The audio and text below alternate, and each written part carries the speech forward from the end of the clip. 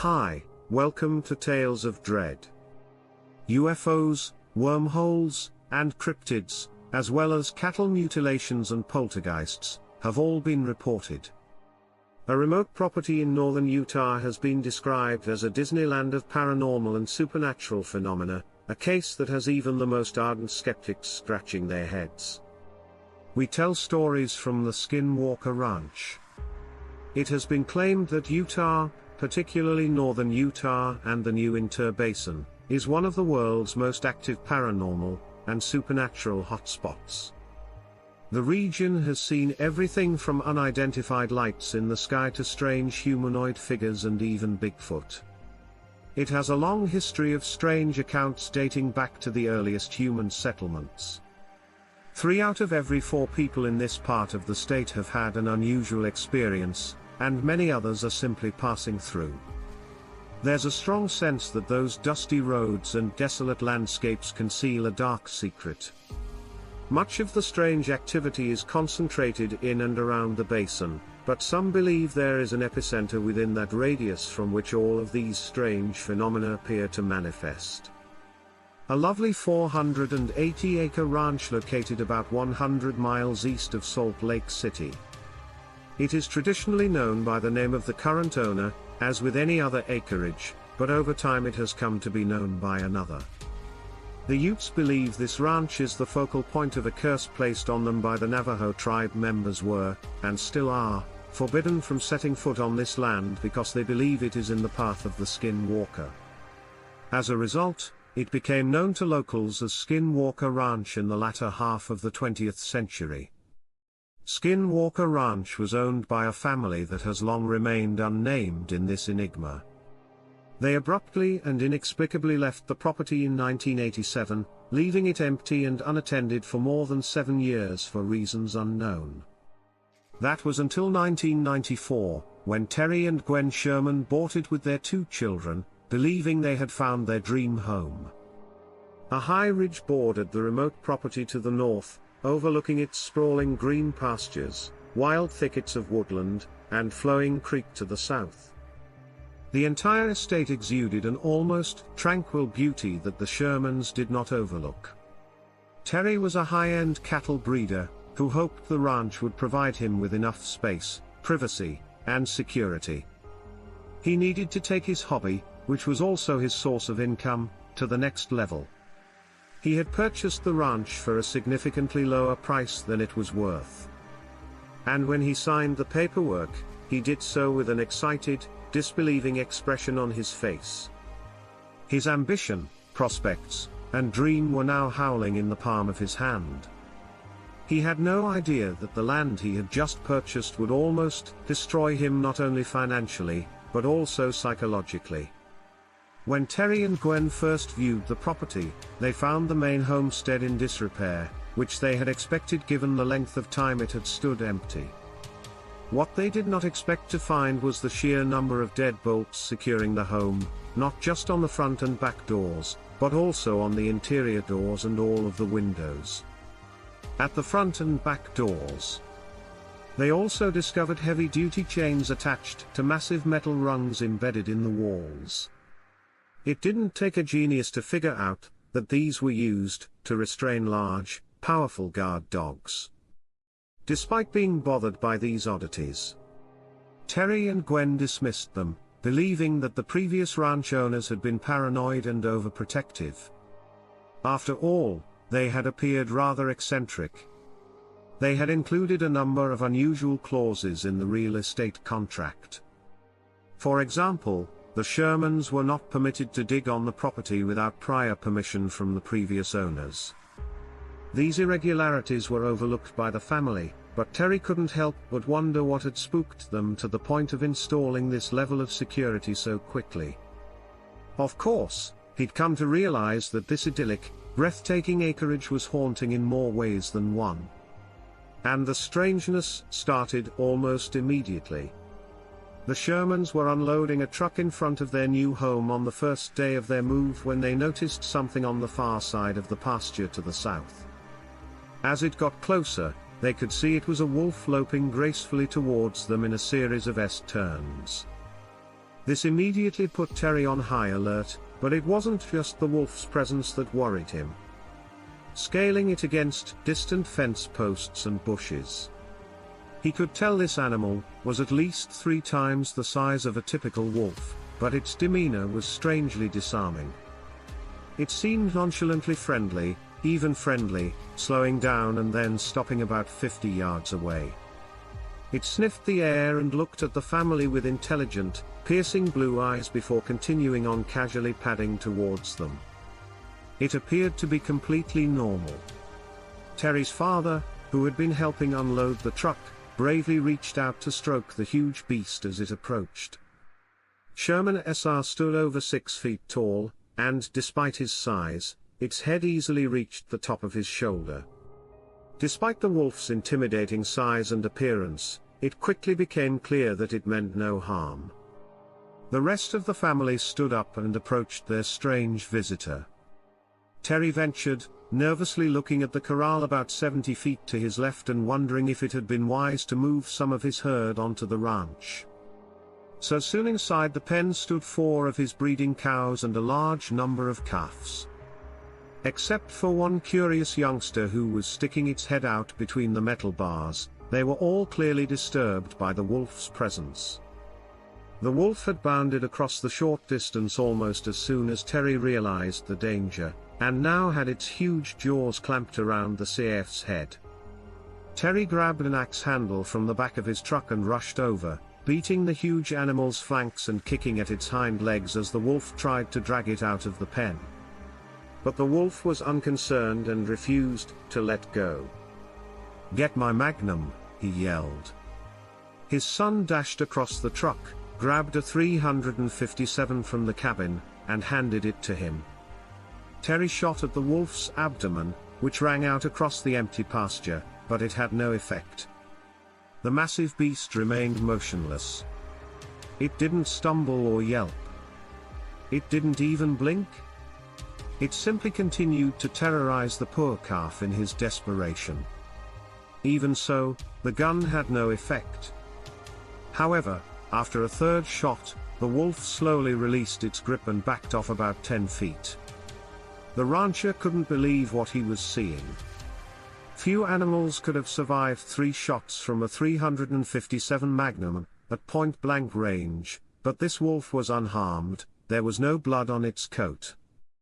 Finally, he fired a quarter shot into the animal's heart, causing it to retreat another 30 feet. Terry sensed something unsettling about the way it stood there unconcernedly contemplating whether to attack the car for the second time, and yelled at his son to get his .30-06 rifle from the house, which he did. The wolf remained perfectly still as he took aim with the heavier weapon, and he almost felt sorry for the poor beast. As he pulled the trigger, a deafening shot echoed across the wilderness, and he knew he'd hit his target, but instead of collapsing to the ground in a heap as it should have, the wolf simply withdrew another 2 yards and stood staring at an increasingly unsettled Terry. He quickly fired another shot, and this time he saw a chunk of flesh detached from the animal, but it was still alive. Terry was perplexed as the wolf took one last unhurried look at the calf before turning and trotting back in the direction it had come from. He knew he couldn't keep a large predator on his property if he wanted to breed cattle. So he summoned his adolescent son, and the 2 of them set out to find it. They must have followed the wolf for about 30 minutes, catching glimpses of it as it ran south through patches of cottonwoods and other trees. The tracks led them through a grove of Russian olives, across a creek, and out of the woods. They ended up on a large open mud bank. They could clearly see the wolf's paw prints and started following them right away. But when the tracks abruptly came to a halt about 40 yards from the water's edge, Terry and his son couldn't believe what they were seeing. They were standing in a wide open swath of mud. Nonetheless, the paw prints ended up in the middle of the bank. To avoid leaving any more tracks, the wolf would have had to leave an impossible 40 or 50 yards in either direction, as it had seemingly vanished into thin air. Terry happened to pick up the piece of flesh that had detached from the animal on his way back to the homestead. In quiet contemplation, He turned his head south and looked out over the pasture towards the horizon, wondering what on earth had just happened. That day was the first. Except for a few strange occurrences around the homestead that were all directed at Gwen, the next few weeks were relatively normal. She didn't tell her husband about any of this at first because she thought she was going insane. For example, when she got home from shopping, she would unpack the groceries and put them away before leaving the room to do something else. She'd return to the kitchen and find the groceries all back in their bags, as if she'd never unpacked them before. She'd go to her usual morning shower, closing the door behind her. She'd set her towel and hairbrush to the side. She'd step out of the shower, only to discover that her towel and hairbrush were gone. They would vanish. She'd find them in some random location elsewhere in the house a few hours later. This went on for a while, and Gwen became increasingly concerned about her memory. Terry came in one evening, and demanded to know who had taken his post digger. Gwen explained that she and the children had been in the house all evening and proceeded to help him search for it. He had been using it to repair a fence in the pasture and had turned away for a few moments. When he turned back, it had gone. It was, however, nowhere to be found.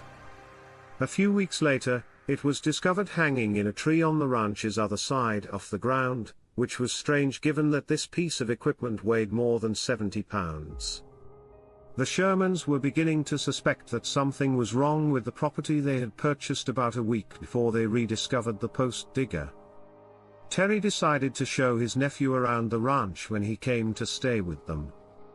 Terry and his son were accompanied by his son, and it was well after sunset when they decided to return to the homestead a few hundred yards ahead when Terry noticed a set of headlights moving along a distant fence line well within his property's boundaries. He'd seen these lights before and assumed they were caused by someone taking a wrong turn off the road to the east. But now that he saw them again, he suspected that these people, whoever they were hunting on his property without his permission. He decided to confront them and began marching in their direction right away. But as he accelerated, the lights began to move away from him. Terry and the boys stopped dead in their tracks, stunned by what they were seeing, as their brisk walk turned into a jog. The lights continued silently on their path before disappearing from view. During the autumn, these lights became more frequent, especially as Terry began transporting his price. On the ranch, Simon Tall and Angus cattle. When his high-end livestock arrived, the activity seemed to pick up, and things began to get serious. As winter approached, severe snowstorms battered the region, and Terry found himself out at all hours rounding up cattle that had gone too far astray. One late evening, he was out on horseback looking for one of his prized Angus cows that had been missing for nearly 24 hours. He'd covered the entire ranch except for a dense area of woodland to the southwest, which he was now approaching. He was relieved to see unmistakable impressions of hoof prints in the deep snow as he approached the large outcropping of trees, and he now knew it was only a matter of time before he found the animal. He took a brief pause as he examined the tracks from the spacing, determining that she had been running at full speed as she approached the tree line. This was unusual behavior for a cow, especially during a snowstorm, unless she was fleeing something, but what? Although a predator hunting in this weather was unlikely, it wasn't impossible, but he could only see one set of tracks. He followed the hoof prints for 20 yards into the woods until he came to a large clearing. The tracks continued out into the open space before coming to a halt. There was no sign of the cow. A shiver ran down his spine as he remembered how the wolf's tracks had stopped in a similar manner, as if the animal had vanished or been sucked up into the air. He kept looking for a while longer, but eventually gave up. He eventually returned to the homestead, his heart heavy. Terry loved his family more than his cattle, and losing even a single cow or bull was not only financially devastating, but also heartbreaking. He took great pride in the breeding and rearing of each of his animals. During the winter, 4 more of his prized cows and bulls vanished in a similar manner. Terry started spending many nights outside, staying in the shadows and creeping around his property like a specter, trying to figure out who was stealing his cattle. Unfortunately for him, whoever or whatever it was always 2 steps ahead of him. The lights he saw on his land had become commonplace, but he could only see them from a distance, never up close, and no matter how quietly he crept towards them, they would simply move away as if they knew he was there. But then, in the early hours of one morning, after yet another fruitless night, he was making his way back towards the homestead when a movement in the periphery of his vision caught his attention. He was completely taken aback when he noticed a black mass hovering over the ground about 100 yards to his left, silhouetted against the pale white snow. He immediately hunkered down and quietly watched the strange object move across the land in front of his eyes. It appeared to be a smaller, snub-nosed version of the F-117 Nighthawk. However, he knew it couldn't have been a F-117 because it was completely silent, floating about 20 feet above the ground as if defying gravity. A colored light shone from its hull, flitting over the snow as if looking for something. Terry was able to watch it for about 15 minutes as it crossed to the west before turning back and heading east. Still sitting in the cold, Terry's arms were becoming numb, and as he stretched his limbs, his joints cracked in the deafening silence. The sound seemed unfathomably loud, but it was so insignificant that no one standing more than 6 feet away would have heard it.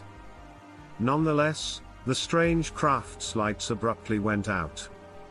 It then came to a halt and turned in his direction. Terry's heart thumped in his chest for a few tense moments as the object seemed to glare at him, but to his relief, it turned and silently floated off to the north, out of sight in the new year. The family would lose even more cattle as the spring rains began to lash the ranch, but they were now beginning to reappear. Sometimes they are dead for no apparent reason, and other times they have been severely mutilated. These mutilations were strange in their nature. Huge chunks of flesh and skin were carved from the animals, but no blood was found. The wounds appear to be cut with precision instruments, almost surgical in nature, rather than the savage tearing of predators. The Shermans were starting to feel the strain of these losses. The strange activity continued throughout 1995. Events occurred that were, to put it mildly, bizarre. Almost every night, lights appeared over the ranch, and more poltergeist activity was reported in the homestead. Strange sounds would emanate from the ground, almost as if there was machinery or railroads operating beneath their feet, as black, featureless entities began to appear, looking in through the windows and later, even entering the house and standing at the ends of beds. This would be heard by their neighbors as well. They also heard disembodied voices from the sky speaking in strange languages. Terry awoke one morning to find huge cookie-cutter-like holes dug into his land, with no resulting piles of earth to be seen.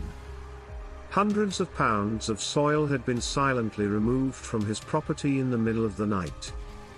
In addition, strange creatures ranging from humanoids that resembled Bigfoot to bizarre canine hyena hybrids with razor-sharp claws that would attack their livestock have been spotted walking across the land. There was an unseen entity that was frequently seen. The effect of the being's presence, not the being itself.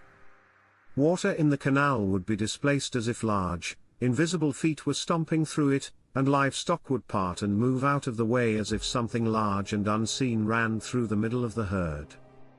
Another smaller creature was seen, which appeared to be shrouded in some kind of cloaking device, similar to the alien entity from the film, Predator Stationary. Orange lights were seen in the sky that were distinct from the others Terry had seen moving in the distance. The first time he noticed one of these anomalies, he was sitting on his porch on a warm summer evening when something appeared in the sky about a mile away. He had been cleaning his rifle earlier in the day when he noticed a high-powered scope nearby. He grabbed it and looked through the telescopic sight at the object, and what he saw left him sitting there, Martha Gape. The orange object appeared to be some sort of portal, with an opening in its center, and on the other side of that opening was a blue sky, even though the sun had long since set in his mind. These anomalies became a common occurrence above the ranch, and Terry would later describe seeing odd-shaped craft entering and exiting these openings on several other occasions. The orbs, however, were the most disturbing of all phenomena. They weren't as common as lights or portals, but when they did appear, they were much more noticeable, zipping in and out of nearby trees and harassing the livestock.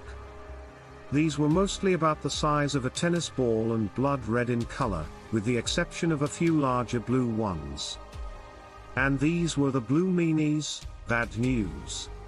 These orbs had the ability to instill intense fear in those who came too close to them. Perhaps it was a vibrational signal they emitted that caused such intense anxiety. Terry and Gwen were never certain, but the blue orbs terrified them more than anything else they had seen on the ranch. Terry was out on his porch one evening, observing the lights over his property as he often did, when he noticed an ominous blue glow coming from the tree line in front of his house. He was immediately on guard as one of the blue orbs emerged from the thicket and slowly moved towards him. Terry had 3 of his best hunting dogs by his side, and as soon as they saw the orb, they began to growl and bark without thinking about it. Terry let them go, and they chased it back into the trees. Whatever fear it could instill in humans did not appear to affect dogs. Terry's spirits rose as he realized he had won a minor battle, but then 3 pained yelps erupted from the darkness, followed by silence. He waited for his dogs for several hours, but they never returned. He was too afraid to go out and look for them, but the next morning he and his son went to search the copse of trees where he had last seen them on the ground. They discovered 3-quarter-sized piles of smoldering flesh in the cool morning air. This was all that remained of his dogs. This was the final straw for the Sherman family, who had endured far more than they could physically bear over the previous 2 years. They were unable to sleep. The kids were struggling in school. Gwen had lost her job at a local bank, and the entire family had taken to bunking in the same room due to the strange occurrences that were now occurring on a regular basis throughout the night.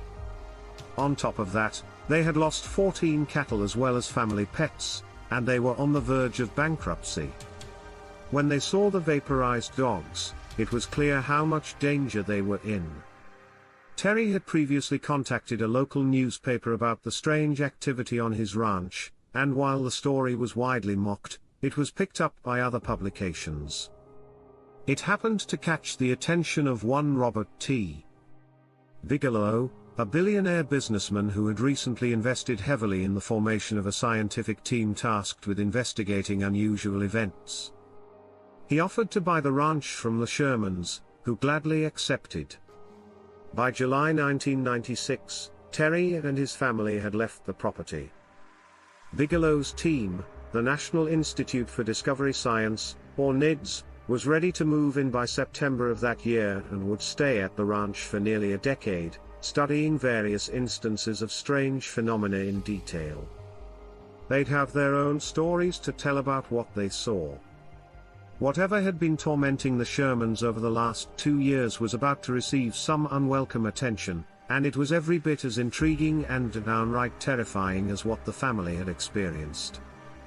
It was about to meet a fearless, well-equipped, and well-funded team of investigators who were fully aware of its presence. The hunter was about to be hunted. After having been tortured to the point of mental breakdown, the Shermans had nowhere else to turn. They were trapped on a property that was haunted by something beyond their comprehension, and to make matters worse, they were on the verge of financial ruin. Fortunately, someone had heard their cries for assistance. In March of 1996, around the same time that the Shermans were considering leaving the ranch, billionaire, real estate developer Robert Bigelow was busy putting together an organization that would become known as the National Institute for Discovery Science, or NIDS for short. It was an ambitious and unprecedented undertaking. A well-funded, highly qualified, state-of-the-art equipment team of scientists that could deploy anywhere in the country at a moment's notice to investigate unusual events. Never before had such a large-scale scientific organization been established, to conduct systematic analysis and scrutiny of what was essentially paranormal and supernatural research. These specialized individuals were not fly-by-night dropouts who failed to make it in their respective fields of study. These were PhD professors with backgrounds in everything from biochemistry and psychology to astrophysics and veterinary science. Bigelow was careful to hire only skeptical field investigators who would always look for rational explanations first and leave pseudoscience at the door. Furthermore, he assembled a world-class advisory board, the members of which were handpicked from a diverse range of disciplines. The evidence gathered by the field teams would be evaluated by this group. Overall, more than 25 people would be needed, the majority of whom would be from the scientific community but would also include security personnel recruited from former military circles. Eric Davis, a physicist, and Con Kelleher, a biochemist, were two of the most prominent members of the scientific team. Kelleher would go on to document both the Shermans and their experiences in his book Hunt for the Skinwalker, which he wrote with George Knapp. Shortly after NEADS was formed, they heard echoes in the press about a small ranch in northern Utah that was apparently being visited on a regular basis by UFOs. Terry Sherman had approached the local newspaper reluctantly at the start of the year to report the strange happenings on his property, almost as a cry for help. He had long suspected that the majority of the activity was related to top-secret military technology. He didn't believe in aliens or any of the stories about Native American folklore, and he hoped that by drawing attention to the phenomenon, whoever was behind it would back down. Bigelow called a meeting in the summer of 1996 to discuss the case in many ways. The ranch presented a tantalizing opportunity, a laboratory out in the field away from prying eyes that could study a wide variety of phenomena that occurred on a regular basis, and was of the precise nature for which the organization was formed. Within a few weeks, the NIDS team had met with the Sherman family and, after hearing about their incredible experiences, expressed an interest in purchasing the property from them. While Gwen and the children were eager to leave and would have been content to never return to the ranch, Terry was a proud man who was hesitant to leave. He was furious at being chased off his own land, especially since he still didn't know what was causing the phenomenon.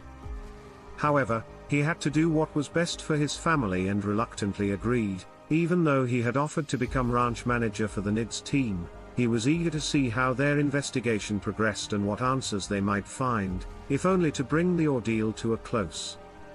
He and his family had been through a lot in the last 2 years. It was a group of scientists who were used to working in labs and had no idea how to run a ranch.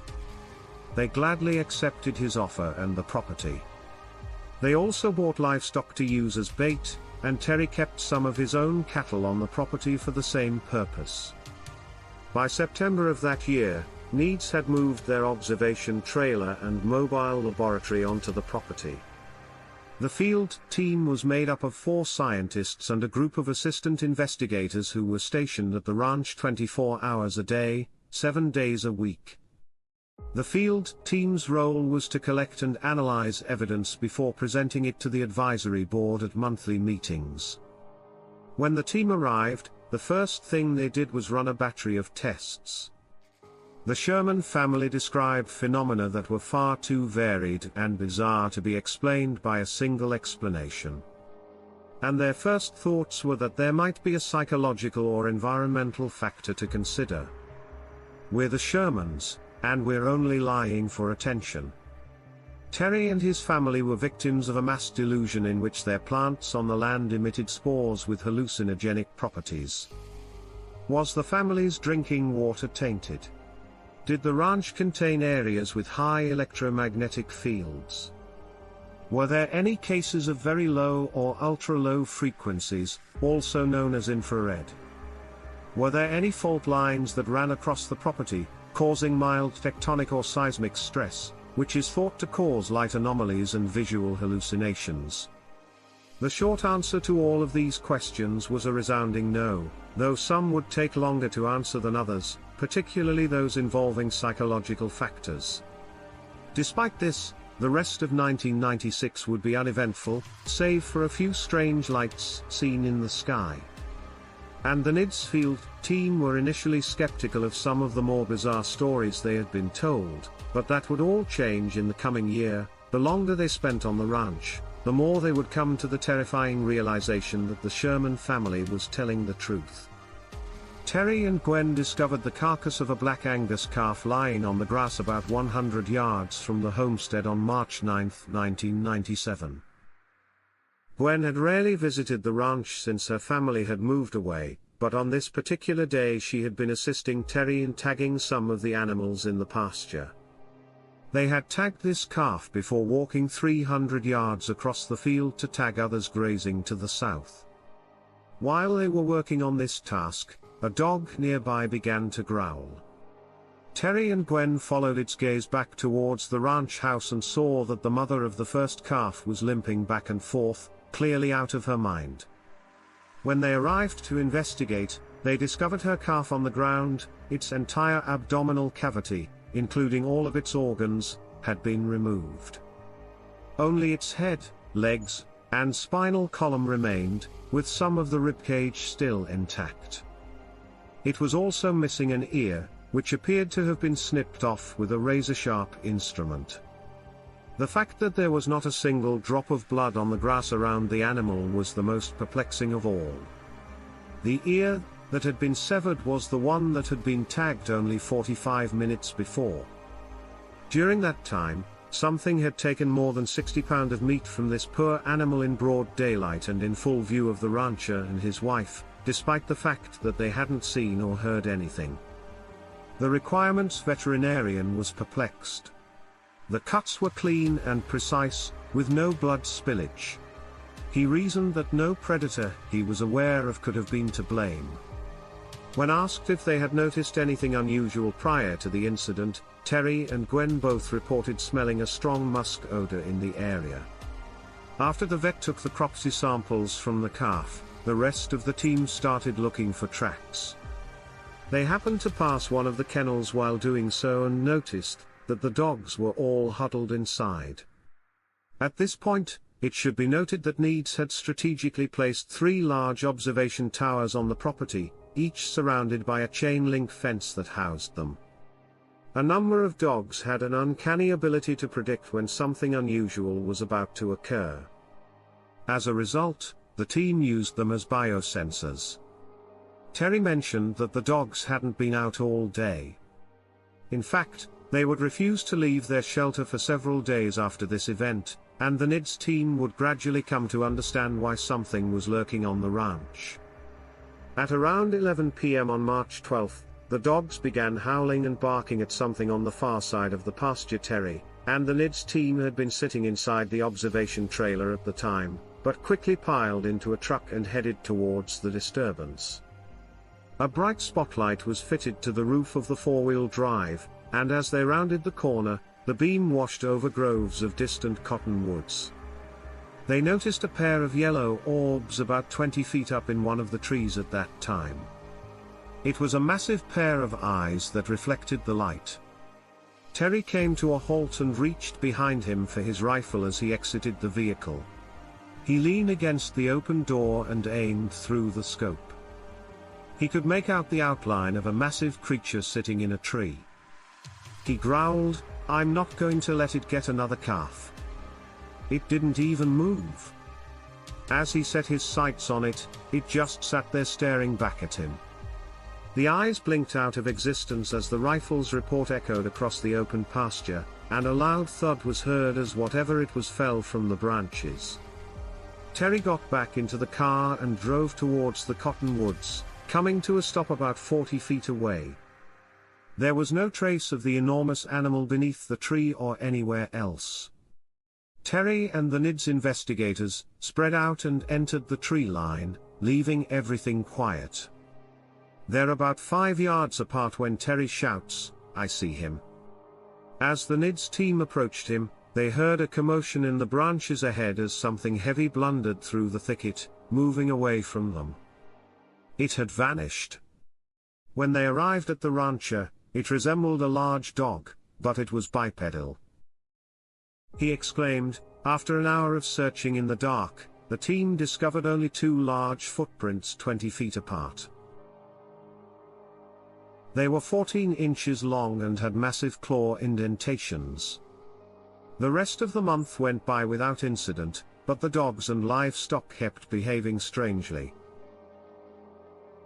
They were on edge and had a hunted look about them, almost as if they could sense a predator in the area on April 1st.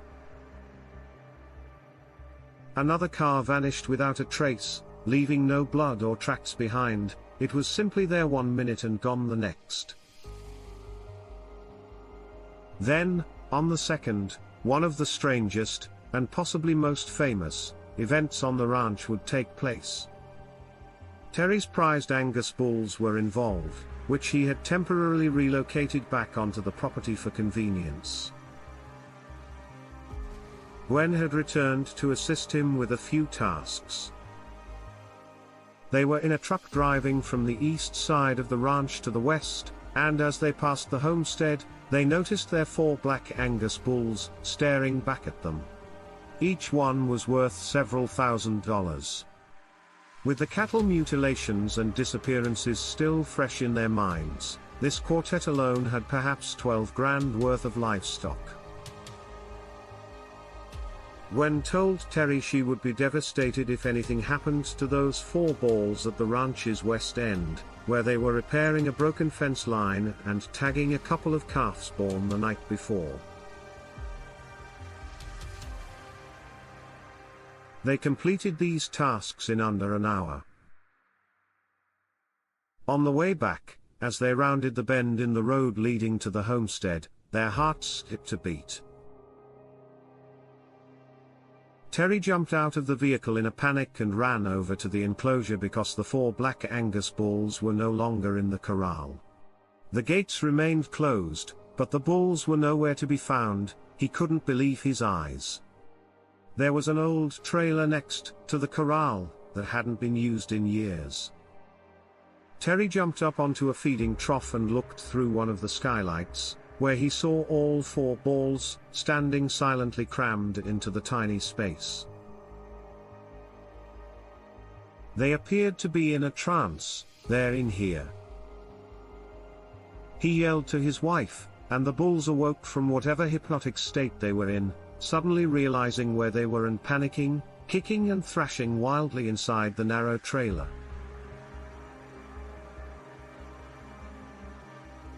Finally, one of the back doors was kicked open, and all 4 balls bolted into the sunlight. Terry and his wife had to gently coax them back into the corral for 2 hours. The NIDS team inspected the trailer with a sense of mild disbelief. It would have taken hours just to get one of those enraged balls into such a small space, let alone 4. There was no way 4 balls would ever consider sharing such a small trailer with one another.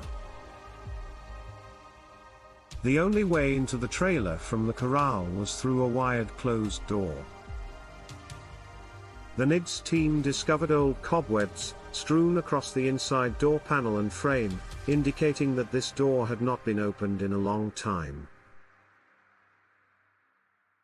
This was perplexing because there was no other way for the bulls to get into the trailer from the cattle pen. Further investigation revealed that the corral's bars had been highly magnetized, an anomaly that dissipated over time. This prompted the NIDS team to scan the entire property for magnetic fields. Later that month, Calm Kelleher was investigating some strange tracks discovered on the ranch's south side when an overpowering scent of musk washed over him. It was an odd smell to be stationed on the property for several months. He'd grown accustomed to the various odors of fauna and wildlife, but this was unusual. About 50 yards away, he could see his teammate picking his way through some Russian olives, but couldn't place the strange odor. A chill ran down his spine as the hairs on the back of his neck stood on end. He could feel the presence of something nearby, which he couldn't see. It was watching him and chalking it up to his imagination. He gritted his teeth and continued with his work, and the sensation and musk odor gradually faded. When he spoke to his teammate an hour or so later, he, too, reported feeling watched and picking up on the strange scent. He also mentioned that his field compass had malfunctioned, pointing in the direction of the strongest odor and only returning to normal after the odor had dissipated. These magnetic interferences were the first hazy pattern that the investigators had noticed all year. More strange events would occur, which would dispel any remaining doubts the NIDS team had about the ranch's high strangeness. Colin Kelleher and Eric Davis were on one of their regular stakeouts in front of the dilapidated Middle Homestead, one of the property's most notorious hot spots, in early June.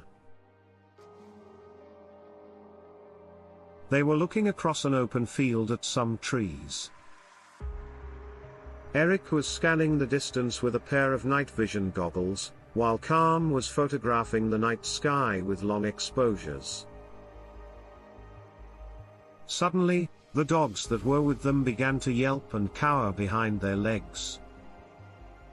At the same time, Eric took a deep breath and said, "Jesus, there's something in the trees over there, a huge black thing." Khan couldn't see anything but didn't have the luxury of night vision goggles, so he began focusing his camera on the trees.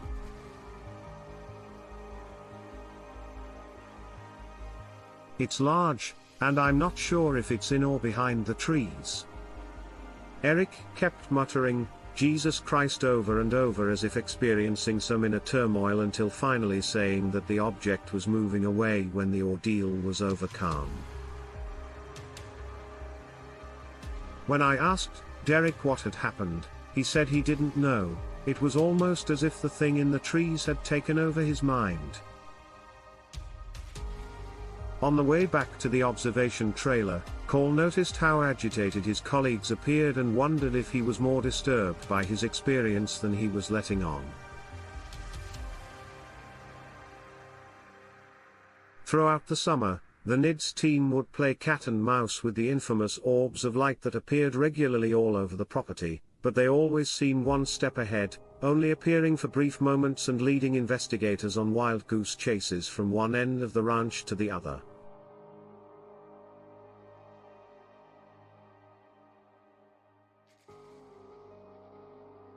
Two team members would have one of the most terrifying experiences while attempting to photograph these strange anomalies in August.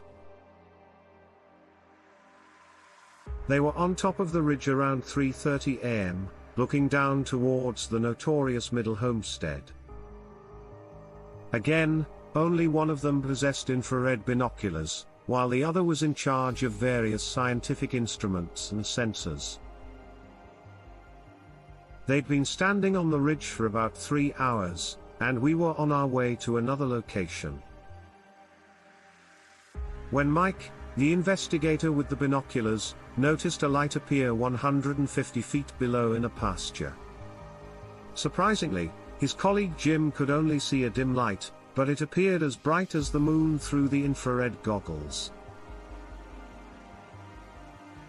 It was about 3 feet above the ground.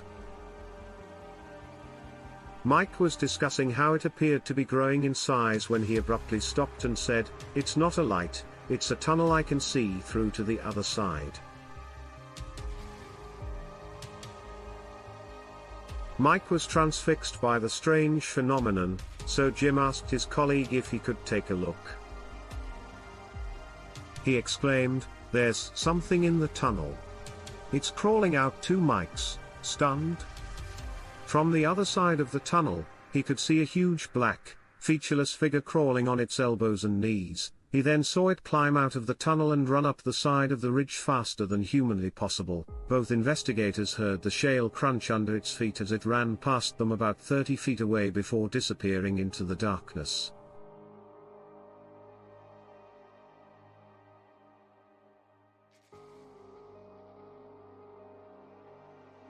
They were immediately greeted by a terrifyingly airy silence, as an odd musky odor hung in the night air. In many ways, what the NIDS team witnessed was as terrifying, bizarre, and inexplicable as what the Sherman family had witnessed. They saw orbs of light zipping through fields and tree lines, as well as metallic UFOs hovering over the property. Strange creatures and portal-like anomalies. They witnessed the devastating cattle mutilations firsthand. They witnessed poltergeist-like activity, strange odors, magnetic fields, underground noises, and many other things. But by mid-1998, the activity had begun to decline, and it would remain that way for many years until the team finally pulled the plug and left the property in 2004. They had not succeeded in explaining what was happening, but they had succeeded in putting an end to the strange activity on the ranch for the time being. Even if this was not the desired outcome, skeptics believe that the NIDS team failed to collect any supporting evidence, which is partially true but not entirely correct. They were successful in capturing some of the anomalies on film, as was Terry Sherman, when he owned the ranch. And some of this can be seen in the documentary Hunt for the Skinwalker, which is based on the work of Carm Kelleher and George Knapp of the same name. The majority of this video evidence was rejected by the NIDS Advisory Board because it was recorded at night and captured the most common phenomenon, orbs of light. Unfortunately, due to the darkness, these recordings only showed what appeared to be distinct points of light in the night sky or off in the distance, and they were fairly mundane. The team's conclusion following their investigation was that whatever was haunting the ranch did not like the intrusion and did not want to be investigated. It was always one step ahead, and appeared to be in complete control, but equipment would mysteriously fail at the most inconvenient times. The phenomenon seemed to know when the team was waiting for something to happen, and when it did, it happened just outside their camera's field of view and was far too brief to record.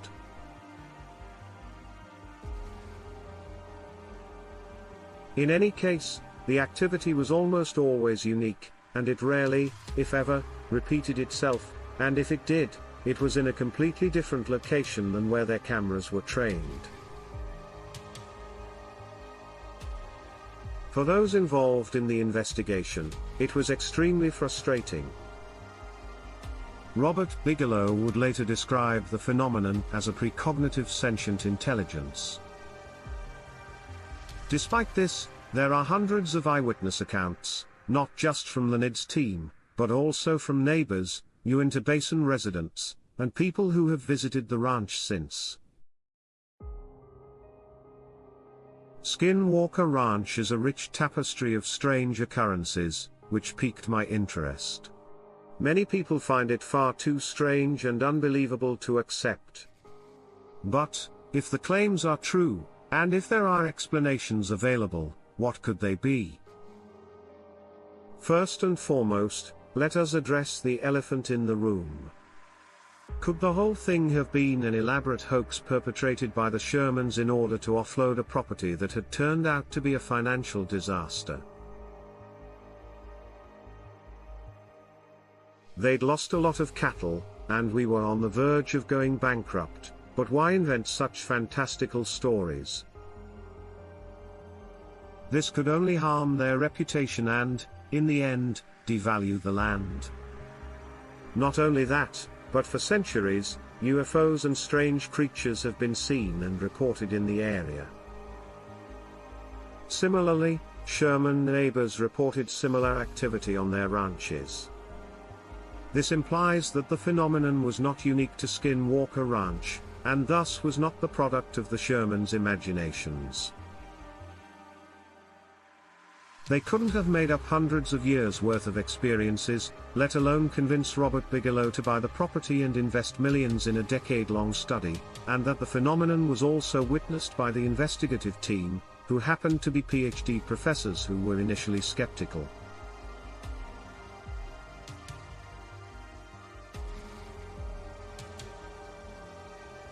Some critics claim that the entire thing was concocted by George Knapp and Robert Bigelow in the hopes of turning the ranch into a supernatural tourist attraction, but this didn't happen. And the only thing he changed during that time was the front gate to reconsider the locals' accounts that dated back centuries. These experiences existed long before Bigelow, Knapp or the Shermans were involved with the ranch. So, if it wasn't a hoax, what else could have happened? Were ranch visitors experiencing some kind of mass delusion? It is not impossible, but it is highly unlikely given the sheer number of people involved, as previously stated. They conducted a battery of tests to rule out any environmental factors and found no common thread in the psychological profiling of people they spoke to and even themselves, which would point to mass delusion.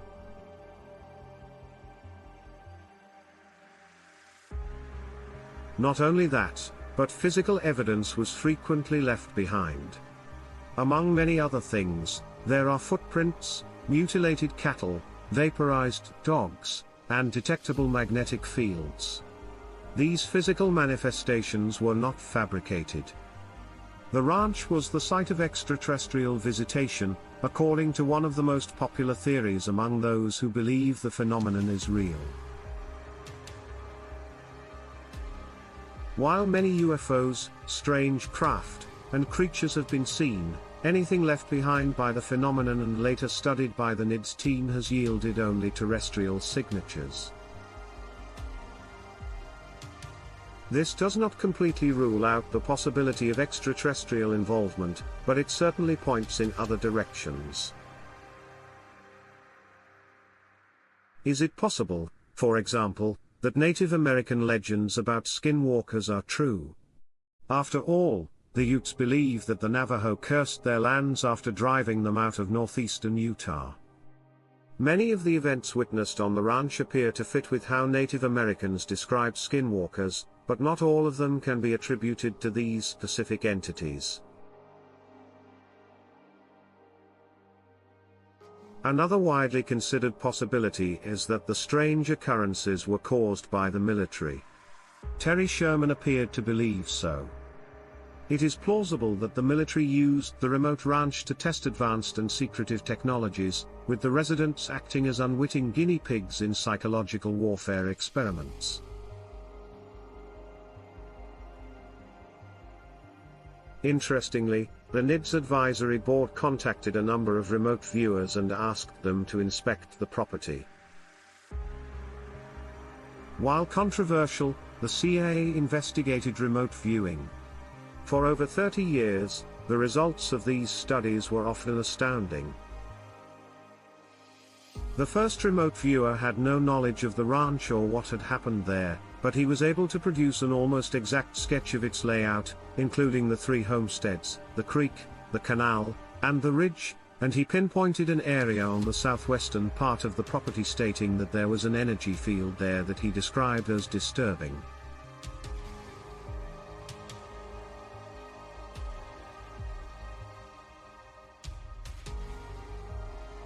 Another distant observer stated that the second homestead, where some of the most disturbing phenomena occurred, was the location of strange energy vortices.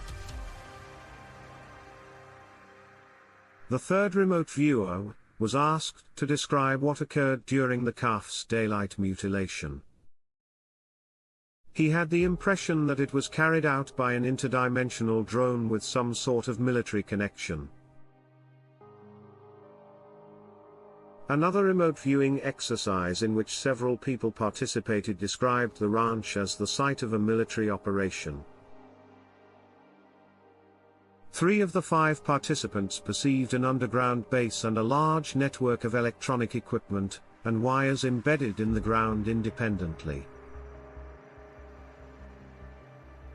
Others reported seeing Navy personnel wearing dark sunglasses and sporting Navy tattoos, and that much of the activity was taking place outside and at night, and that it was somehow related to an aircraft carrier.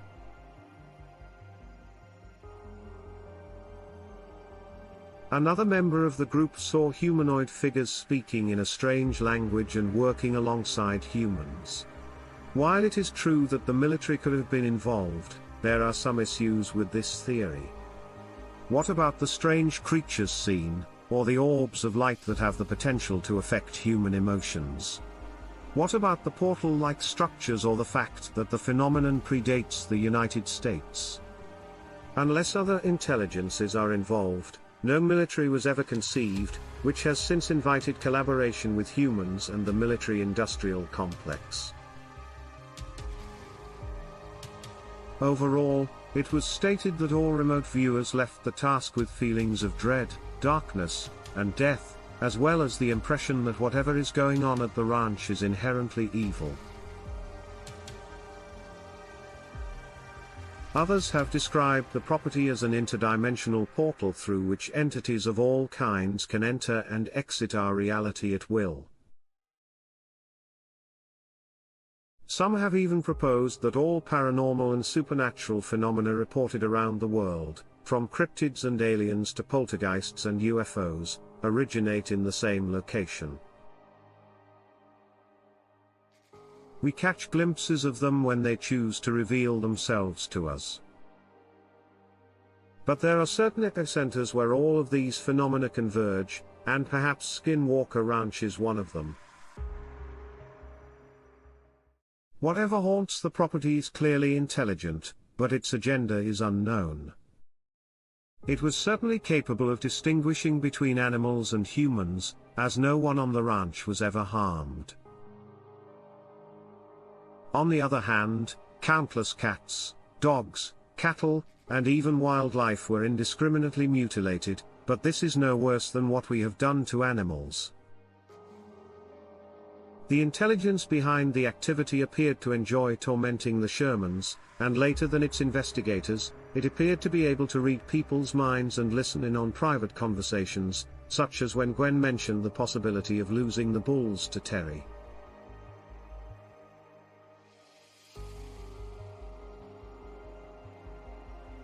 It acted without hesitation on that information, much like a trickster or prankster might.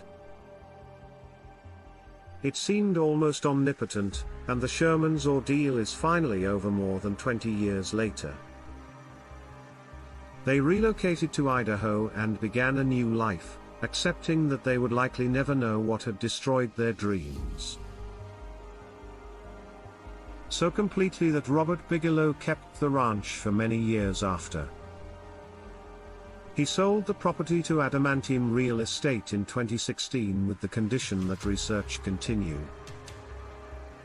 Almost immediately after the sale, there was a significant increase in activity. UFOs have since been photographed directly over the homestead in Jeremy Corbyn's documentary Hunt for the Skinwalker. He happened to ask the new owner what he says to people who are skeptical of the phenomenon. His response was straightforward: "You're delusional, whatever the case may be.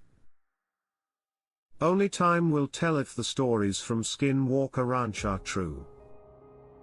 Skinwalker Ranch is a high-strangeness region in Utah's Uinta Basin, made famous by the Sherman family's reported experiences in the mid-1990s.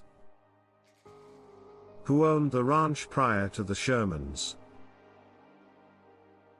And did they encounter anything unusual during this episode? We revisit this paranormal Disneyland and look at what happened before the Shermans took over. Kenneth Myers could see outside the window that the snow was now falling in a blizzard, with gale-force winds whipping the heavy snowflakes into a sideways maelstrom, sticking to everything they touched.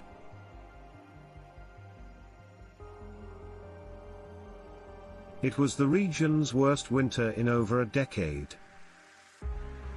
As the twilight hours approached, the incoming storm brought with it a thick blanket of fog, reducing visibility to just 15 feet.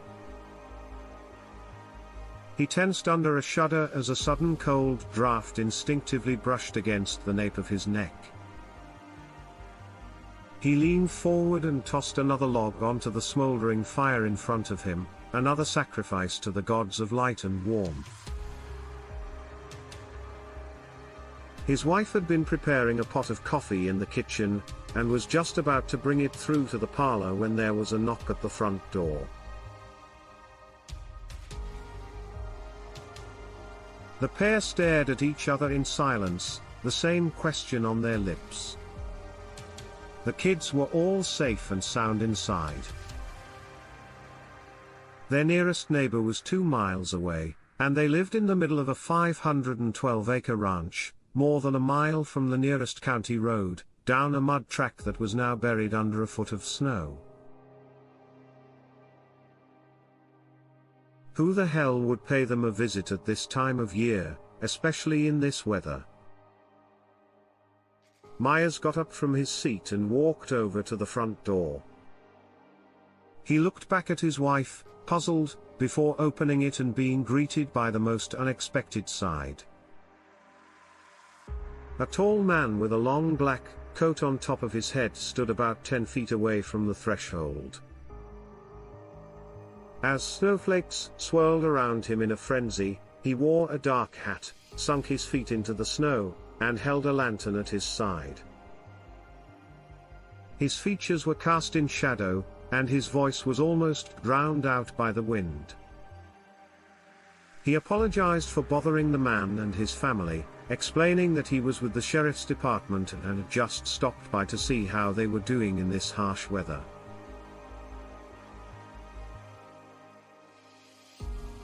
Myers confirmed that they did not require assistance and then inquired of the stranger as to how he had arrived at his home. He couldn't see any vehicles parked nearby. "We have options," said the man, who exchanged a few more pleasantries before turning and punching forward through the snow. Myers was about to shut the door when his wife chastised him for not at least offering the stranger some coffee.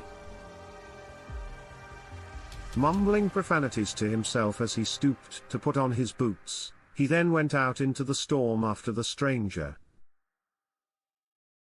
The chill nipped at his exposed skin.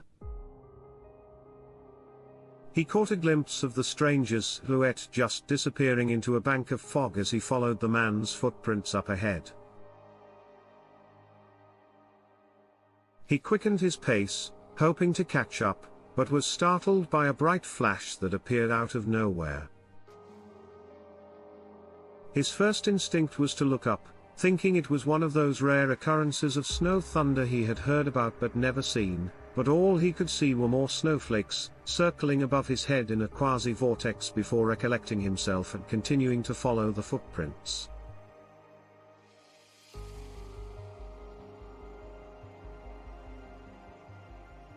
But as he approached in a fence line that surrounded the Myers homestead, he slowed down, his face expressionless. The footprints appeared to come to an abrupt halt at the ranch house yard's boundary, with no sign of the stranger or any other tracks leading away. It was as if the man had simply vanished into thin air, while Myers looked around in resignation in mid-stride. He was taken aback, but not surprised. Looking up at the sky, things like this happened all the time on this ranch. He exclaimed, "Goddamn this place to hell." trudging back towards his home and warmth in 2005, following the publication of Calm Kelleher and George Knapp's Hunt for the Skinwalker.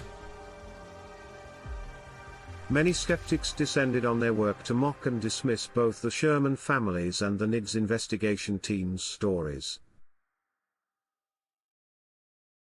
It made no difference that the NIDS team members were highly qualified scientists who had entered the project as skeptics.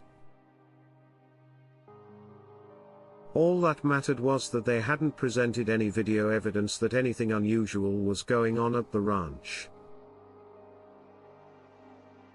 And while this was a perfectly valid observation, it has since been misconstrued. Many people believe that the NIDS team did not collect any evidence, when in fact they did, the majority of which is still being kept under lock and key by Robert Bigelow. Some of the footage they shot has made its way into the public domain. However, as seen in the television documentary Hunt for the Skinwalker. Nonetheless, critics of their work were harsh in their dismissal, with one in particular, Robert Schaffer, stretching the truth somewhat. To debunk the Sherman family's claims. As part of his argument, he stated that the family who lived on the ranch before the Shermans had never witnessed any strange occurrences during their entire stay. However, this is not entirely correct. In fact, it was not even close to the truth prior to the Shermans' purchase of the ranch in 1994.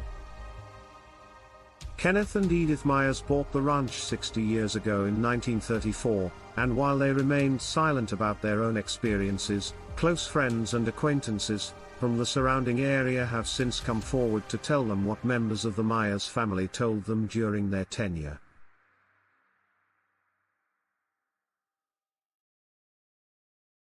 The following are a few of these accounts. The second season of The Secret of Skinwalker Ranch, a television documentary series dedicated to uncovering the property's mysteries. Chris Porritt, a friend of the Myers family, appeared as a guest to share his experiences on the ranch paw. Kenneth became close friends with a deputy sheriff for Uintah County. Myers because of their shared interest in horses. He was frequently summoned to the ranch due to missing or mutilated cattle. During his appearance on the show, he was questioned about the locks and chains that the Shermans reported finding on all of the ranch house's doors, windows, and cupboards. When they first moved in, it was mentioned that Kenneth Myers had confided in him that everything was locked down because he would get visitors who would engage in what he described as alien activity, causing things to go missing or turn up dead, including his cattle.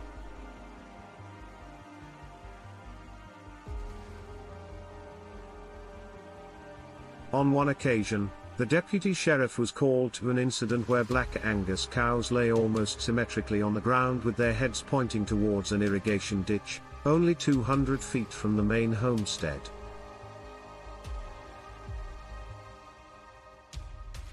The reproductive organs had all been removed and were piled behind each animal.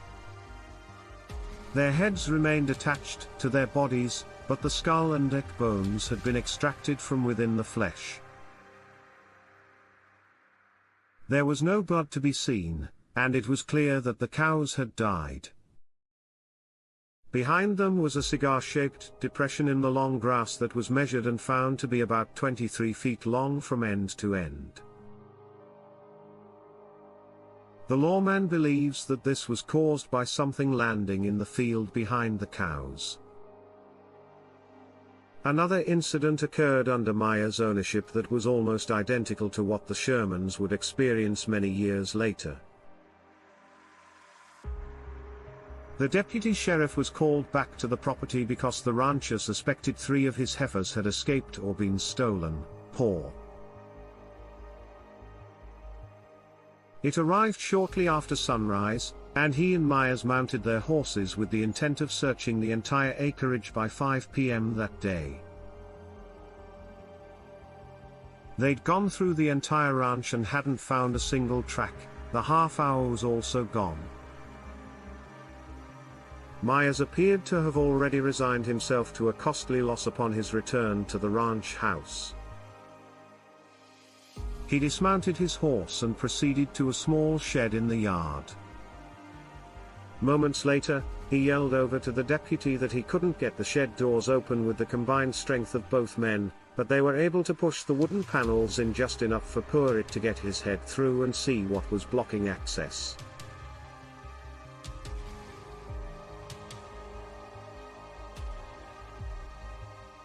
He recognized the 3 missing heifers. They were all stacked on top of each other, lying on their sides. Myers didn't believe his friend until he went inside, and when he saw the cows, he assumed they were dead. He was certain they were still alive because he had seen mucus forming from their noses, indicating that they were still breathing. He instructed the rancher to go get a glass of water and pour it over the head of the nearest cow. Myers did as he was told, and all 3 cows burst into life, panicking and nearly kicking the small shed to pieces. Once the 2 men had managed to open the door, the cows ran out into the yard and were soon rejoined by the main herd. It was later stated that it was one of the strangest things he had ever seen and that the cows appeared to be drugged, similar to the 4 Angus bulls discovered in one of the Sherman's trailers.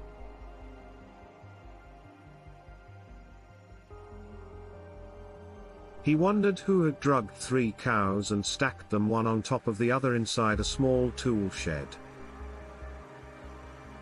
One of the more disturbing incidents on the property involved a young ranch hand named Jimmy Spears. Jimmy was a drifter who came to the ranch in 1975 looking for work, and Myers hired him. He was a hard worker who arrived on time every morning, and never put a foot wrong on a bright summer morning, according to all accounts. The rancher had told his young charge to go along and do what he could, saying that he would join him later in the day because he had other more pressing things to attend to. When Myers went to check on Jimmy, he had simply disappeared. He noticed that some of the fence posts had been reset and that Jimmy's tools were nearby around 1 p.m., but the young man was nowhere to be found. He assumed he'd gone to answer nature's call or take a refreshment break, but the minutes passed and Jimmy didn't return. For a time, it was assumed that the youngster had been startled by something and simply walked off the job. But 3 days later he was discovered shambling along the mud road in the northwest corner of the property, dazed, confused, and clearly dehydrated.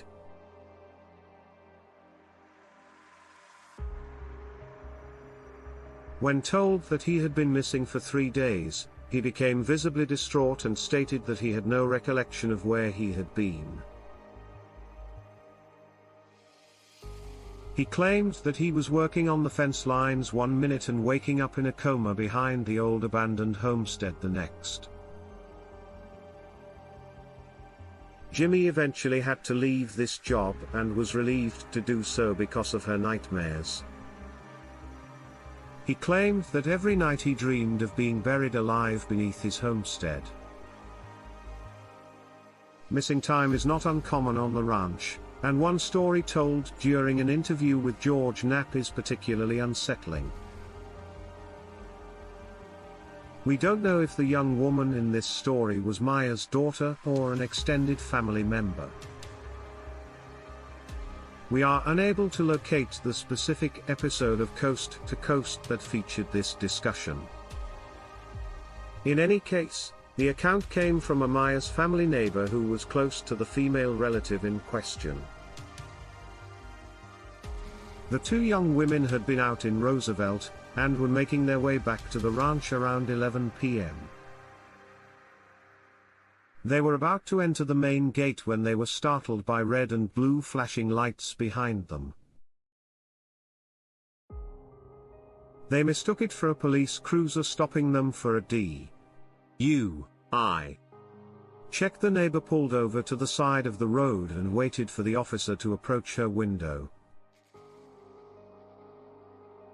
The next thing they knew, it was morning, the sun was just breaking over the eastern horizon, and the two women were sitting in the car on top of the mesa, overlooking the ranch from the north.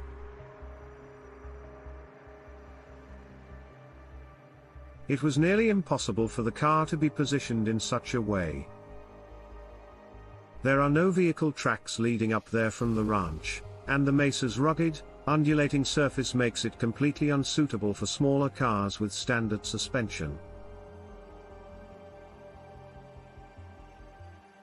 They couldn't have gotten across such terrain without damaging the undercarriage or axles. To summarize, the vehicle had to be retrieved on a flatbed trailer towed by a tractor. The two women have no idea what happened to them in the 6 hours that have passed. The mesa is one of the few areas of the ranch that has historically been left unsecured. There were no fence lines or gates in that area until recently. On a winter day in 1981, a young man named Roland Cook was hunting rabbits and raccoons on top of the mesa with one of his friends. A heavy snowstorm had rolled in by the afternoon, and since the boys were 2 or 3 miles from home, they decided to run down a small trail leading into Skinwalker Ranch and seek shelter in one of the buildings of the abandoned homestead.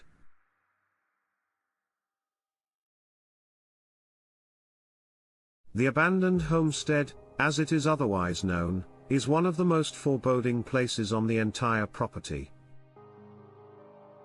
It was first used by the Myers family, and it was here that they met the man in black who knocked on their door in the harsh winter of 1948. It is one of the ranch's most active paranormal hotspots, which is rumored to be why Kenneth Myers abandoned it and built the new homestead on the east side of the acreage. It has since been abandoned for over 70 years. When the two friends came across these abandoned buildings, Roland was hesitant to enter them, partly because he knew he was trespassing, but mostly because their dark interiors frightened him. Nonetheless, the snow was getting heavier, and after some convincing, he agreed to seek shelter inside the nearest building. He and his friends were standing near the doorway, looking out at the rapidly thickening snowfall, when they heard a scurrying nearby. They initially assumed it was a small rodent that had been startled by their presence, but the noise seemed to grow louder over time. They were startled when they heard a loud crash from further back in the building. They went to investigate, and discovered that some old tools had been knocked over. Then there was another crash, this time from over by the doorway, as a pile of old clay pots tumbled and shattered outside the building. This sparked excitement in the two boys because they now knew what was screaming was larger than a rat and was most likely a rabbit or raccoon. They hadn't had much luck hunting on the mesa, so they saw this as an opportunity to make good on their efforts by venturing out into the storm. They hurried around the side of the building, looking for tracks, but what they saw stopped them in their tracks, a set of bare human footprints stretching out before them, barely having time to consider who would be running around in the snow without shoes.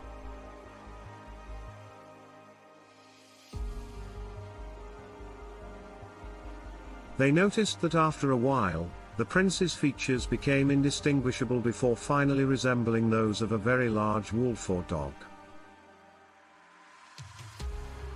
As they stood there thinking about it, a large wolf-like creature appeared from behind one of the outbuildings, standing upright on powerful hind legs and standing around 8 feet tall. It let out a low growl and pointed at Roland, who, in a panic, opened fire alongside his friend. The beast let out a deafening roar before turning and fleeing into the woods. At the same time, the two boys sprinted back up onto the mesa, disregarding the deteriorating weather and heading straight for home.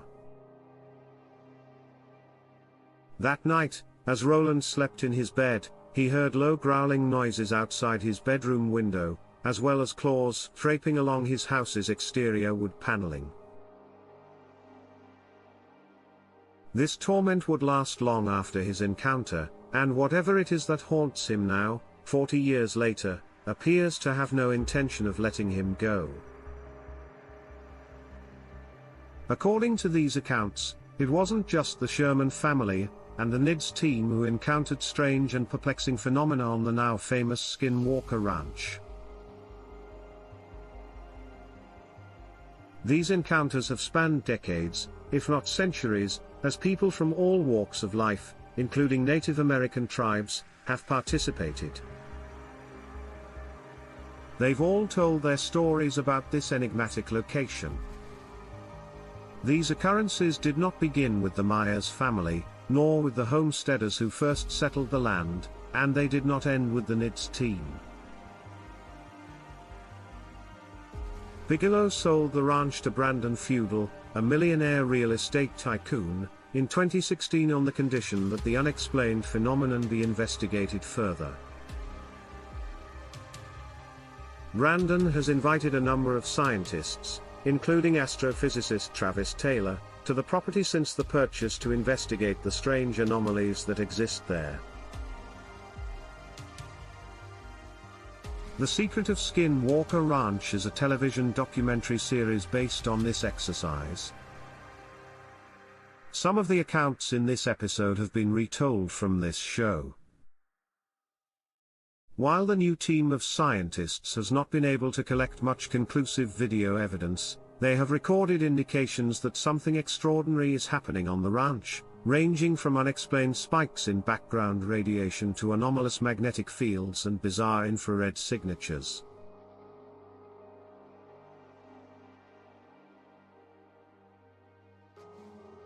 Travis Taylor asserts unequivocally that all of these events occurring at the same time in such a concentrated area do not occur in nature. A high-altitude survey revealed 3 distinct points with highly magnetic properties spread across the entire acreage. These points form a triangle, which Taylor believes intersects at a single point thousands of feet above or below the ranch, and that, despite his skepticism, this could potentially create a wormhole through space and time. Taylor, for his part, examined heat maps of major asteroid impacts over the last 100 million years, and discovered that one of the largest strikes to hit the North American continent occurred around 10 million years ago. What's interesting is that this asteroid hit what is now modern-day Utah, with the epicenter directly over Skinwalker Ranch. After a deep drilling operation, strontium and barium were detected in the ground, both of which have radioactive isotopes. These elements were grouped together with manganese, iron, alum, indium, sulfur, and silicon. All of the components of modern electronic devices. Could something other than an asteroid have landed in this area, and could these materials explain at least some of the strange anomalies occurring on the ranch when all is said and done? There is still no conclusive video evidence to back up claims of strange phenomena, but despite this lack of proof, there is something very compelling about the witness testimonies that date back hundreds of years and keep many of us on the edge of our seats.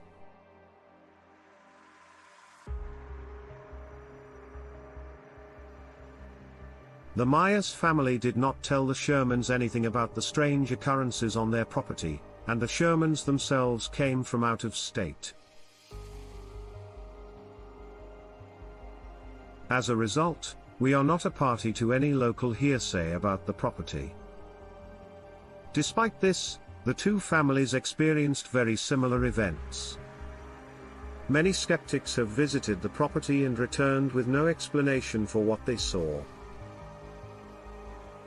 And it almost seems like a cop-out to dismiss every single story as a fabrication. Either you believe these accounts or you don't, but none of us can say for certain until we visit the ranch for ourselves. Finally, it has been said that Skinwalker Ranch is unique, that there is no other place like it on the planet. However, this does not appear to be the case. We've already looked into the strange and haunting events at Utah's infamous Skinwalker Ranch, but across the border in neighboring Arizona, there's another remote farmstead with a similarly terrifying history.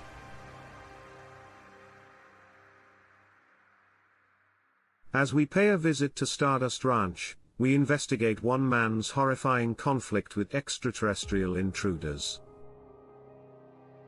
It wasn't until late in the afternoon that John Edmonds decided he'd had enough of hauling furniture and unpacking boxes and was ready to call it a day, stopping by the kitchen to grab himself a well-earned beer.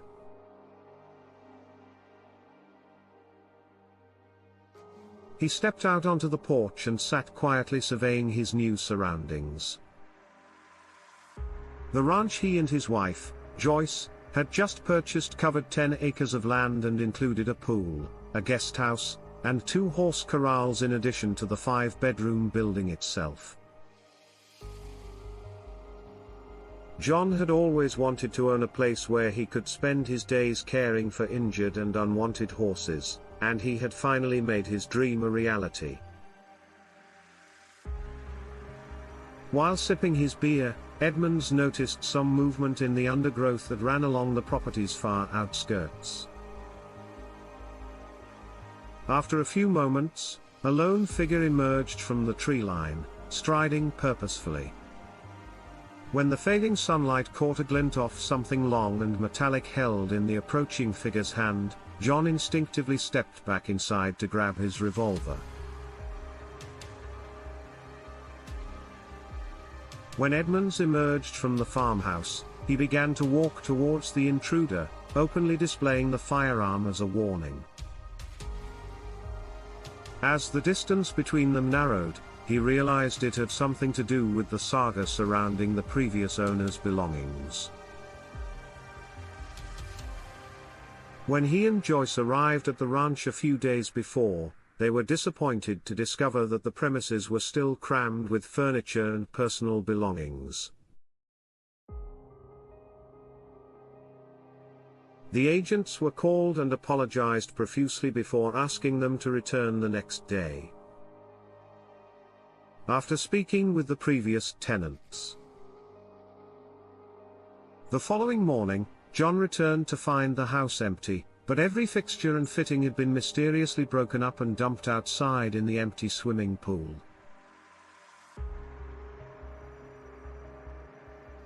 Another call was placed to the agents, who denied any knowledge of this and stated that they had yet to hear from the previous owners.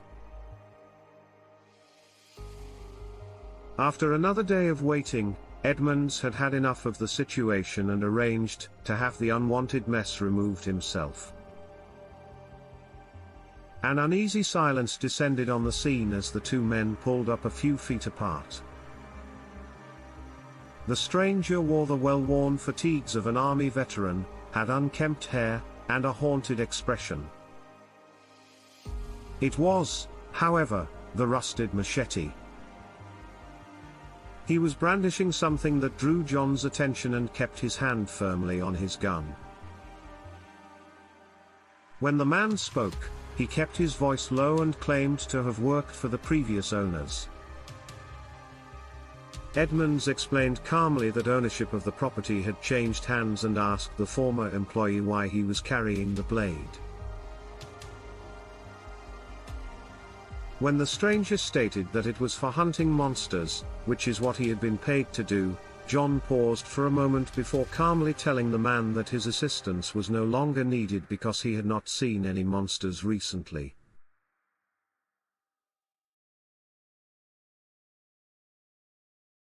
There was another brief pause before the rancher burst out laughing mockingly. The man threw the machete to the ground and started walking away before turning around and shouting that John would be sorry. As he watched the vanishing figure fade back into the trees. The new owner of Stardust Ranch had no idea how true this statement would prove to be at first. The idyllic rural existence they had chosen worked well for John and Joyce. They began to receive a steady supply of sick and neglected horses within the first few weeks. Because they were only an hour and a half away from Phoenix, they had easy access to everything they required. The first indication that the agents had not been entirely truthful about how they had marketed the property came when John attempted to have the ranch's faulty phone line repaired. Despite having scheduled 3 different appointments, no one from the phone company ever showed up to fix the problem.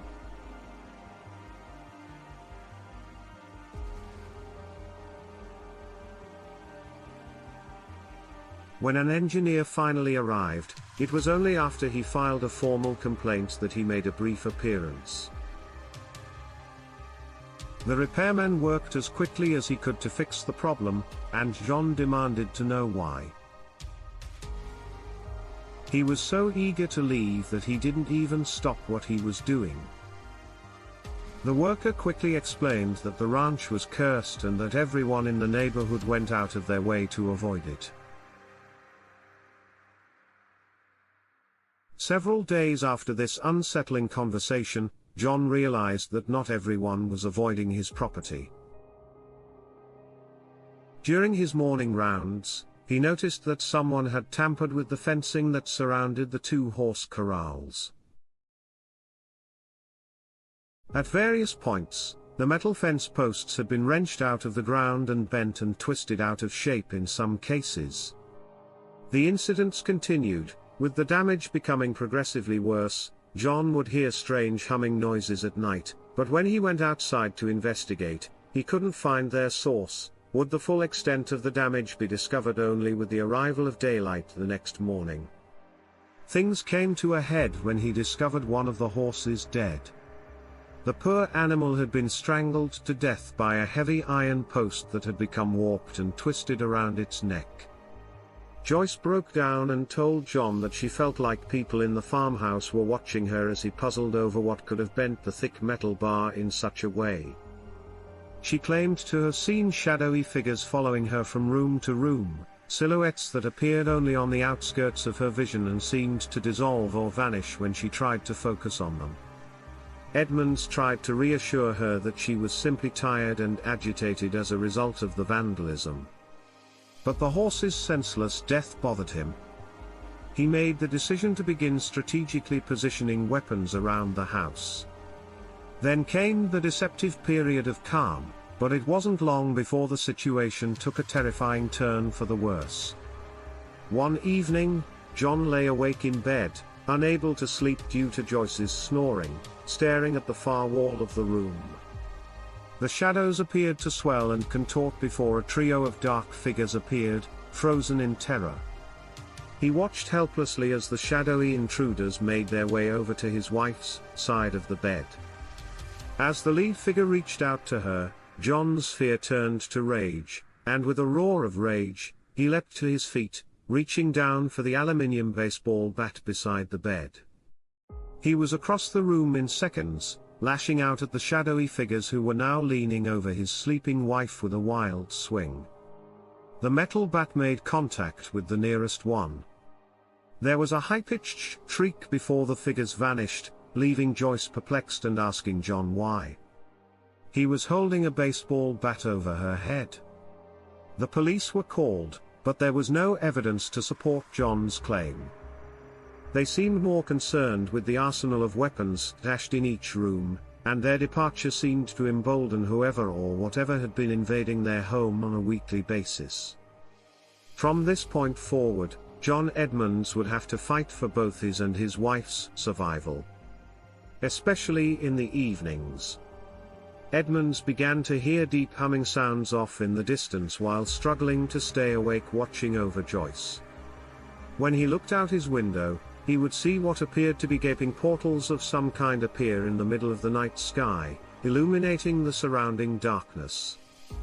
He saw mysterious craft and bright orbs of light disappear into the portals, which would then close behind them, leaving no trace of their existence.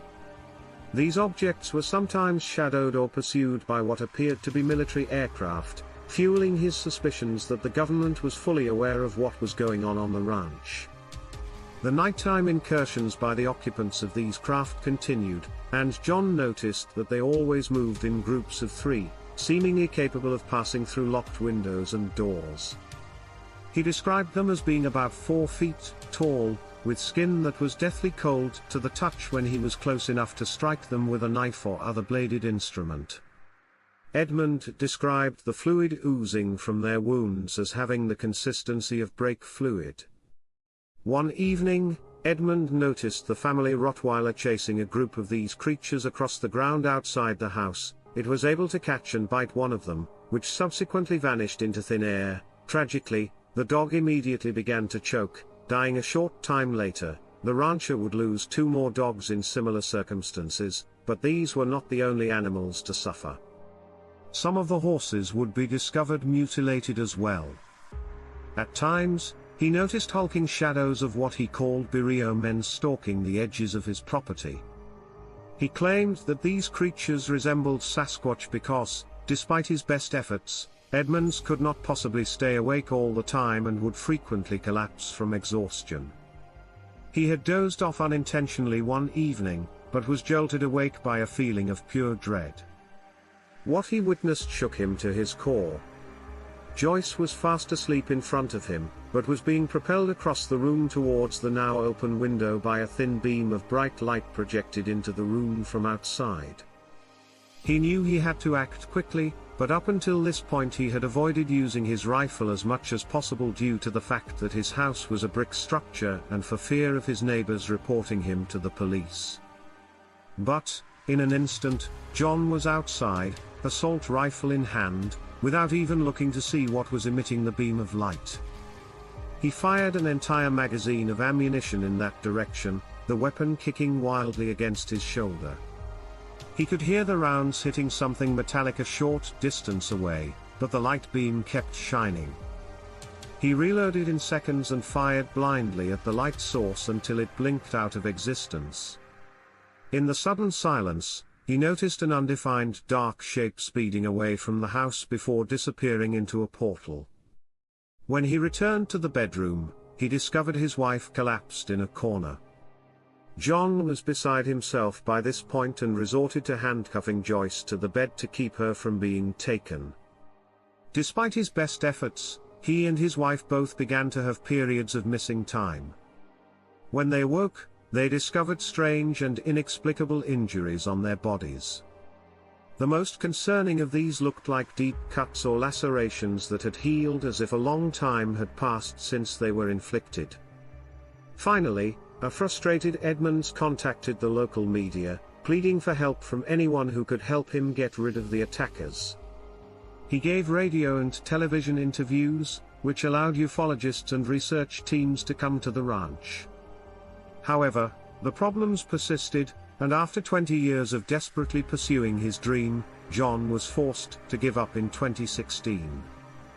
He enjoyed selling Stardust Ranch and leaving, never to return. At first glance, the story of John and Joyce Edmonds appears as unlikely as many others of its kind.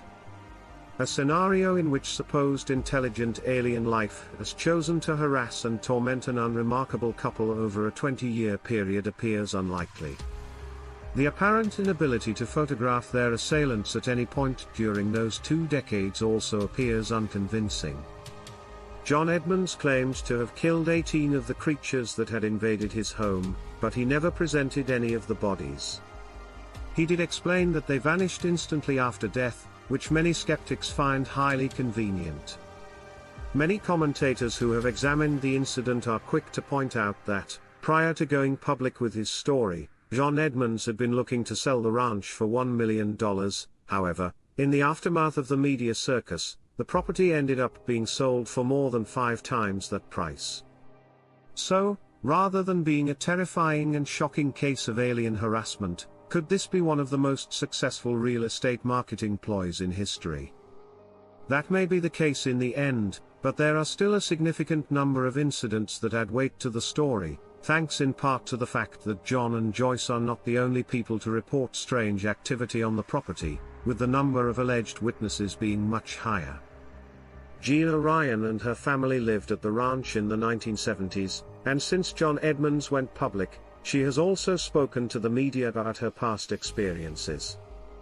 She describes ghostly figures who would unexpectedly invade her and her younger brother's home, causing temperatures to plummet dramatically as the entities moved from room to room. The Ghost Adventures team spent several days filming an episode of their show at the ranch in 2015. During the visit, a number of mysterious lights and strange figures were seen moving around the property, and one of the team members sustained unexplained bruises on one of her arms. They left the ranch believing that the intruders were not extraterrestrial in nature, but rather demonic entities disguised as aliens. They came to this conclusion because the creatures seemed to flee whenever the victims recited prayers or biblical texts. They also claimed that a man's spirit haunted the property after he shot himself in the living room. A different research team reported disturbing a thin humanoid figure that ran off and disappeared into the undergrowth on another occasion. When the investigators searched the area, they discovered a circular stone into which a mysterious star shape had been carved. The most intriguing and widely publicized evidence to emerge from Stardust Ranch occurred in 2016 during a live web chat between John and Kerry Cassidy of the Camelot Projects. Cassidy only noticed what appeared to be a short grey figure peeking out from behind a wall when she was reviewing the interview footage. Edmonds, who was sitting with his back to it, was completely unaware of this. In 2013, a mutual friend introduced John to a biologist named William Levin Good. Following some preliminary discussion between the two men, Edmonds was able to send 11 good tissue and fluid samples that had been left behind after striking one of the intruders with a short sword. A few days later, Levin Good called him, clearly excited. He'd extracted DNA from the tissue that was unlike anything else on the planet. In addition, the fluid provided by John was completely saturated with a substance resembling chlorophyll and was very similar to samples collected at cattle mutilation sites all over the world. Levin Good asked John if he was ready to go public with the findings and then revealed that he himself intended to reach out to the rest of the scientific community after this call. Things fell silent unexpectedly and Edmonds was not informed until several weeks later, when he tried to regain contact with Levin Good. The scientist had passed away. With growing concern, John inquired about his samples, only to be told that there had been a fire at the laboratory a few days after Levin Good's death, and that nothing could be salvaged. He'd later learn that Levin Good's wife had died not long after her husband. This isn't as strange as it sounds because both the biologist and his wife were in their 80s. Nonetheless, Levin's death would heighten John's suspicions about the government's involvement. But it wasn't until he received an unexpected visit not long after contacting the media that he realized the authorities were working against him. About 2 weeks after speaking to the press, John was working in one of the corrals when he noticed 2 men dressed in black suits standing outside the main gates. Before approaching him and ordering him to keep quiet about the activity on his property, the 2 figures appeared to walk straight through the metal bars. The 2 men, who were wearing dark hats and sunglasses and emitted a foul odor, then walked away before completely disappearing. Whether or not you believe John Edmonds, his account of events appears to be fairly accurate. He has been accused of embellishing his accounts, but he has maintained his conviction. People who have interviewed him about his claims say he is a calm and convincing witness. His stories are fantastic in nature, but they are always told in a grounded and logical manner, with the traumatic effects they have left on his soul. It's possible that he exaggerated his accounts, but we can't help but feel there is more to this story. Others have argued that the fact that he profited from this misery is reason to doubt him. Why not make the best of a bad situation? If the opportunity arises, it does not help his integrity, but it does not mean there is no truth to his story. It's worth noting that, assuming the buyer purchased the property because of its supernatural activity, the ranch would eventually sell for more than 5 times the asking price, which is unheard of for properties in that area. Based solely on witness testimony, this appears to be a significant investment. One has to wonder if the new owner witnessed the activity firsthand. In any case, the descriptions of events bear a striking resemblance to the more famous Skinwalker Ranch incidents.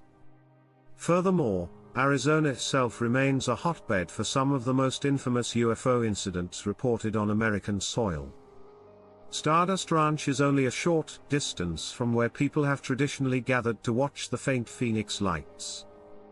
It's also close to Snowflake, where Travis Walton was allegedly kidnapped in 1975. We plan to return to the Copper State in future episodes to discuss these and other related stories. Whatever the case, there appears to be some correlation between this story and those of other reported incidents, though we can see that it is difficult to believe due to the lack of any supporting evidence. If the story about Stardust Ranch is true, we can only hope that John and Joyce have finally found the peace they so desperately sought.